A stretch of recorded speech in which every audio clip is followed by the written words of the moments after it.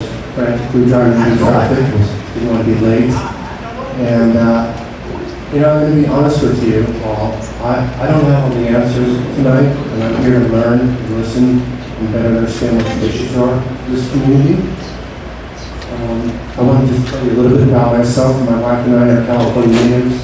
I was born in Los Angeles, at Good Samaritan Hospital, and we live in North Hollywood now.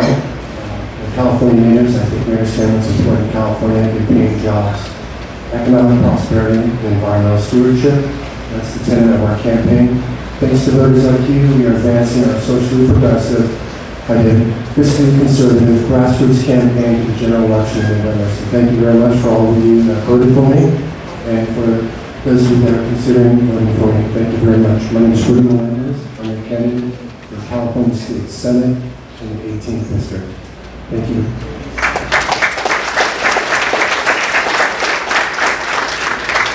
I'm going to set a timer because when you give an actor a microphone, it's a dangerous thing. So he gave me a time limit, so I wanted to say thank you so much, Steve. What you said was so true and important. We in America do not have government by the majority.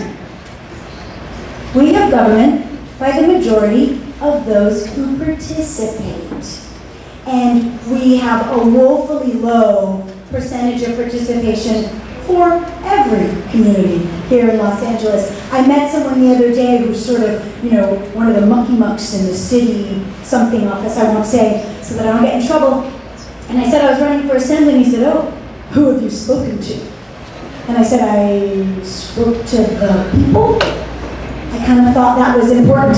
He thought it was important that I go kiss the ring of the people who have the power in Los Angeles and move it around to each other. That's not what I do. So before I introduce myself, it's really important for me that I get to know who you are. So show of hands, how many of you are clients or parents of a client or provider? In other words, you're connected with the regional centers. Let me see, show of hands, awesome. And then how many of you came here because you're voters and there's no other way to get information about candidates because there's no debates or anything, anywhere? Awesome. And how many of you just saw a crowd and went, "Hey, that looks good, there's cookies"? No one's going to admit it? Okay, that's fine. So, it's okay. And how many of you speak English only? English and Spanish? ¿Y cuántas personas solamente hablan español? Porque yo miro a ella, está usando, gracias, en español. So, okay, all right, so I got it. So me, I'm from Jamaica. I'm a mom of 4. I'm pretty much, how would I explain it? I'm kind of into this thing, which is the Constitution. I came from another country, and I think that this is the greatest country on God's green earth, and I'm so grateful every day that I get to be an American. And why I'm running is because I naively thought that people, as our founders intended, could go and serve in the legislature. And I'm running for state assembly, which people go, "What is that?" It's sort of like Congress for the state. I didn't know that either a few years ago. And they should serve, and then they should come home and have to live under the laws they make, right? So there should be a sort of a circular path. It shouldn't be like I'm just there to make money forever. So what I want to cover in this is to listen, but also understand, why is it so complicated to get the services that you need? Why is it that government's hand in it has sort of duplicated and made things more difficult instead of easier? It's not just about funding. It's also about creating a culture of excellence, because each one of us wants everything that Steve listed. Everyone here in LA would like to be safe and find affordable housing and be able to work. And it seems that the people in charge have not provided that for anybody, and least of all for the really vulnerable among your community. Thank you. Thank you. So we have a format. A number of questions were sent to each of the candidates ahead of time, along with some background information. And we have people in the audience that have volunteered or been volunteered to ask those questions. We will intersperse those questions with questions from the audience. We should have enough time for those of you that have questions, or here's something that causes you to really want to make a positive contribution to the conversation. So we'll start with the first set of questions. And since we started with introductions with Mr. Reed, we'll start the first question first to Mr. Melendez, and then Roxanne, and then Mr. Reed.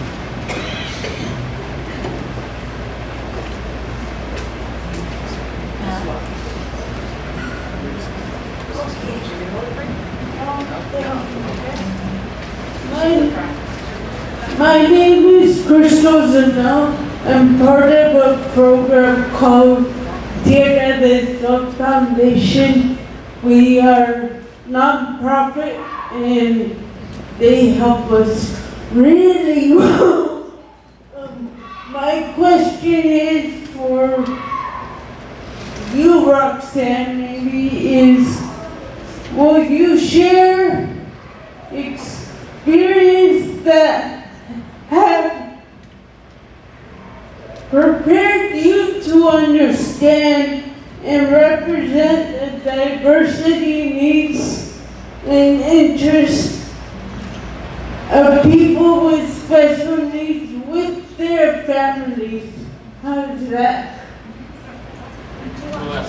Yeah, so everybody Crystal, thank you so much. So I'm a mom of 4, as I said, and I think every time you have a baby, you put a piece of your heart outside yourself. So you never know.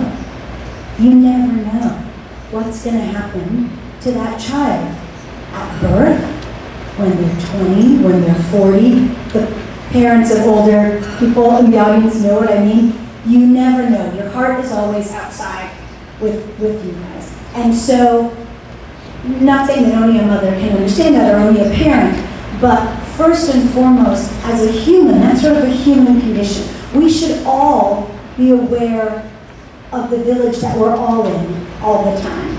Specifically for me, I was lucky enough to go to a school when I was growing up in Jamaica that had us share in a sort of a partnership and go take Christmas presents to home. We had, you can imagine, the not highest tech homes in Jamaica for people with disabilities. But I've also, again, as a family member, I always want to be respectful of people's privacy. So in my own family, there is someone who had was compromised and then had a horrible aneurysm and is in a group home. And that was an incredible and difficult transition, and that was for a family that had resources and had money. But that's not everything, right? And then for myself, I got to see how, I mean, I'm sure you guys all know, is it Ann Landers or Dear Abby, you're going to Holland, like you're pregnant, and you think, and then you're prepared for Spain, and then you get out to Holland, or whichever way it is, and you're like, whoa, this is a whole new world with my child that has this different ability than I expected. And that can happen at any time. Accidents can happen, things can happen. So I had a child who had sort of it looked like nothing, but it ended up being a head injury that affected them for 2 years, and it was undiagnosed. It was only because we found the Center for Neuroskills, which is a stroke rehab place, that we were able to get that child back somewhat. And understanding how hard that is and how hard I had to work to get a diagnosis and to find, and the stories in the video of the Lantern Act, and imagine parents being told, 40 years ago, just turn that baby over and walk away. Breaks my heart. And thank God we don't do that anymore. But I think all of us can have that empathy if we just remember to see and how important it is for you guys to all participate fully in public life, so that nobody thinks you're doesn't know this experience. Sorry, I went on.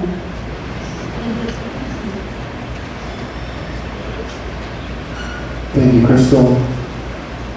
I think the question was, how best can I relate to this group? Well, I'm a very private person, and it's been an amazing experience becoming a candidate, but as you know, when you become a candidate, you have to reveal a lot of personal information. So I'm going to tell you, Crystal, that I have an uncle, my dad's youngest brother, who lives in an assisted facility, and I'm in his conservator.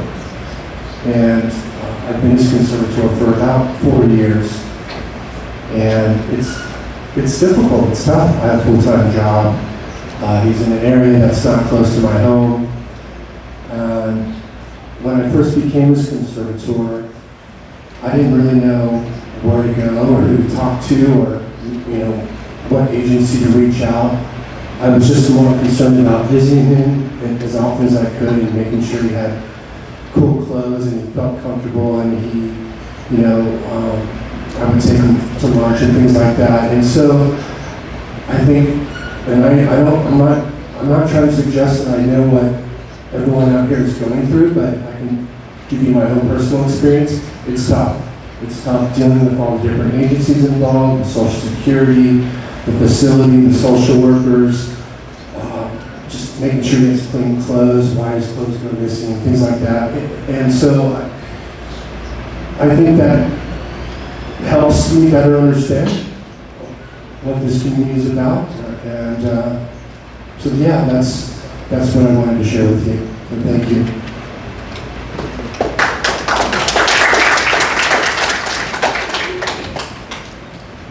Kind of began to share 28 years of experience of donating our services to a tremendous amount of special needs schools and so forth. A good friend of mine is Bob Bakovich, whose nephew is the founder of Ministry of Life Without Limits. A good friend of mine, and had several conversations with him about his wanting to commit suicide and the struggles that he had, personal struggles about living, being born without any arms or legs. My wife is a caretaker for the elderly, in-home caretaker. My daughter is one as well. I've had several decades of working with and giving, not making money off of, but working with and giving to people with special needs, anywhere from a child all the way up to an adult. As with this candidate here, I forgot your first name, I'm sorry. Rudy, my aunts and uncles, I'm 61 years old, so we watch our older generation start getting dementia, Alzheimer's. My father had dementia, Alzheimer's, my aunt, same thing. We watched them pass away and dwindle away. A person that has a life experience understands, without having it personally happen with their own children, that they have a life experience of watching several others go through it. And what do you do? What do you do? And how do you help the community? I've been doing it, like I said, for 3 decades now with my company of offering services for free. Only because I know that the cost elements involved in trying to hire somebody like me is beyond the means.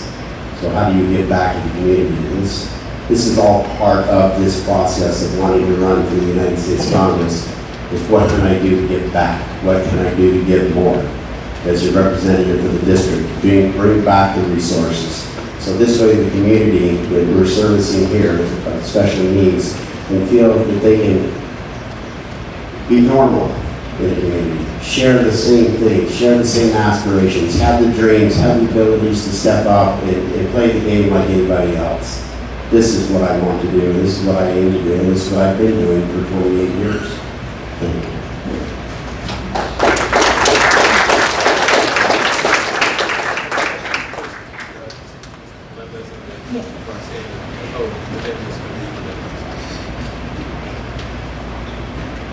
My name is Jeremy Sunderland. I'm the parent of a child.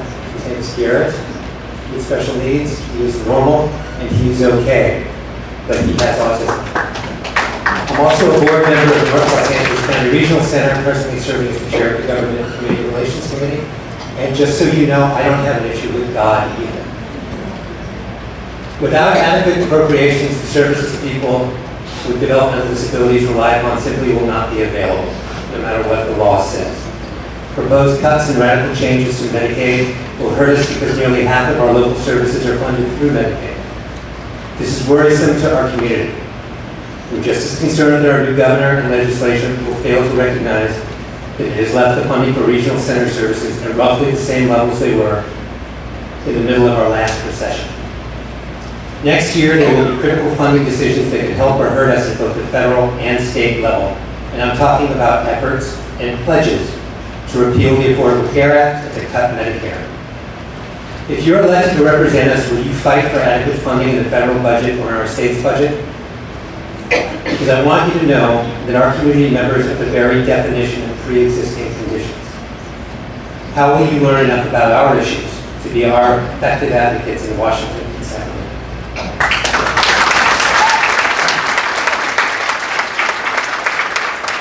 Maybe the most important question here tonight. Thank you. I absolutely will fight for funding for this community. I have an uncle who is on Medi-Cal, Medicare, and I'm very concerned if that is cut.